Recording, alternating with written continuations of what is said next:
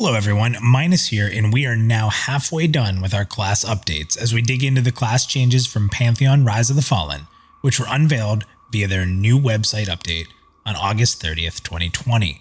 In this video, we're out for blood as we look into the most evil of all classes, the Dire Lord.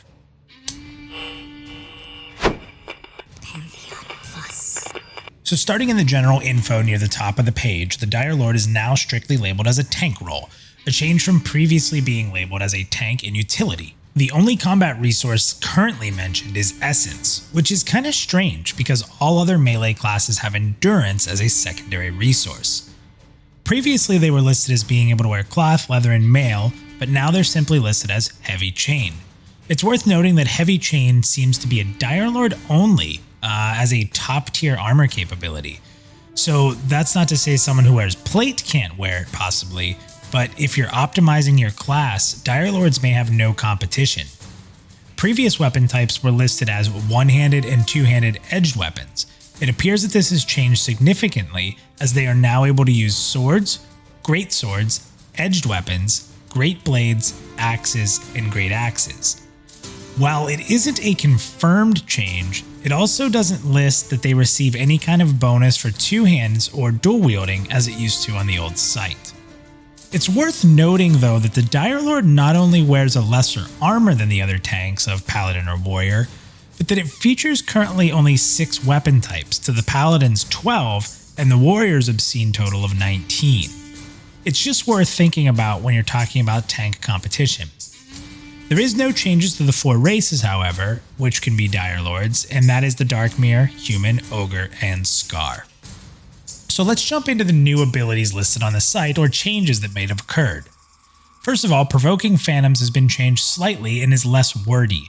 It now states that the longer you attack on a target, the deeper their hate will become, which means you basically are gaining increased threat generation the longer you're on a target. Prior, it may have done the same thing, but was a little convoluted with the word fear also being a part of it. Dark Revenge previously stated that your next attack would heal you after being crit.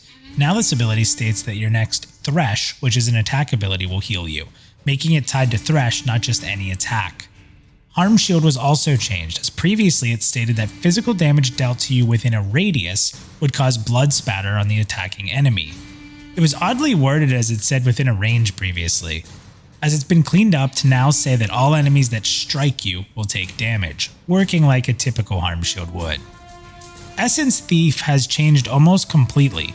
The spell used to exchange depleted essence for fresh essence of an enemy within a certain range, and then you would swap locations with them after filling your essence vial to max.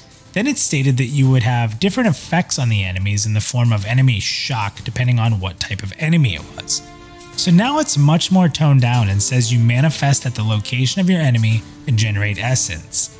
I could see some of these other extensions of the ability possibly being mastery based. Baleful Severing is also a very small change in which it no longer lists that the ability fills your essence vial to full. Again, this maybe could be part of a mastery upgrade.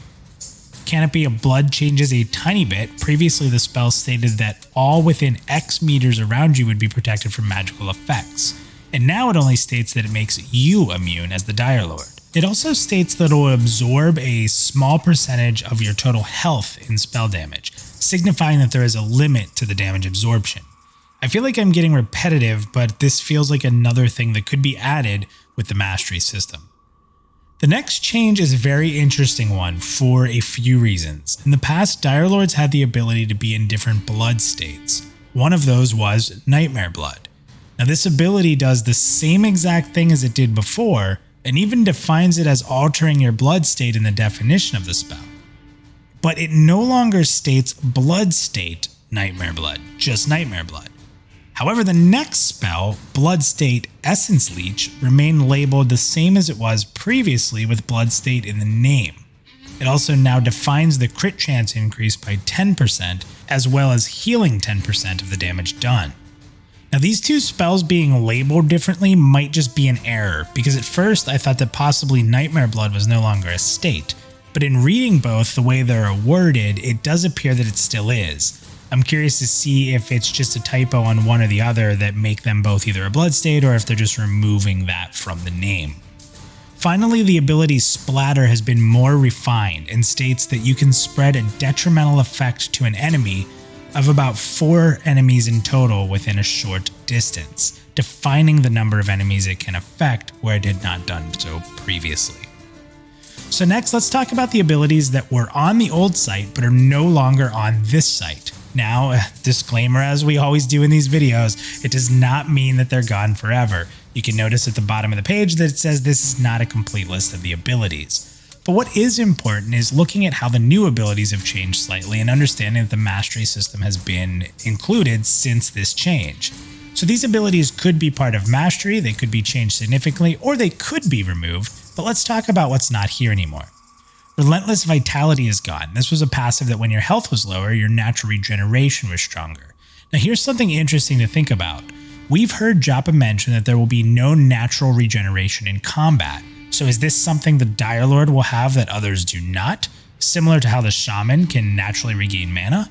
That's what makes this spell a little interesting, and if it's removed, that could very much well be why. Sanguine Cloak was a passive that made the Dire Lord more resistant to magical effects. Blood Fiend was an ability that said if you were afflicted with a poison or disease, that ability would afflict the same poison or disease on an enemy. Terrormancer was a passive in which fear effects on the Dire Lord were cut in half.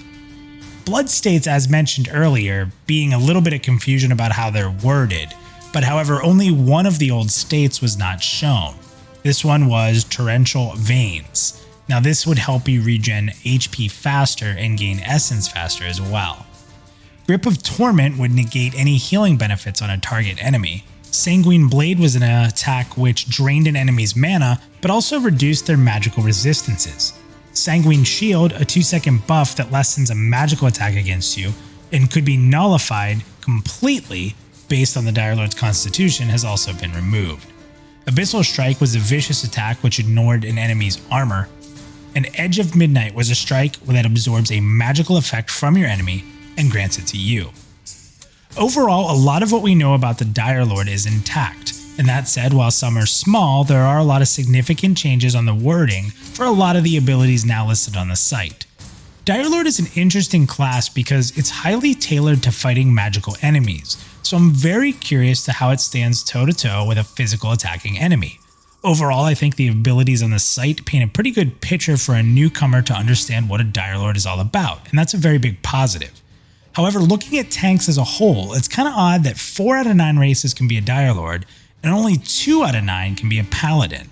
This means that 2 of the lesser available classes are tanks. Now granted, a Warrior could be almost any race at 8 out of 9, it'll still be interesting to see how this very popular class in Dire Lord plays out in the grand scheme of things. For those that master the Blood Essence out there, how do you feel about the changes in the representation of Dire Lords on the new site? Does anything else that I've missed stand out to you, or am I talking crazy? Thanks for watching the video, and make sure to check back as we're now halfway through our class updates, and we'll be feverishly putting out more very soon. So until next time.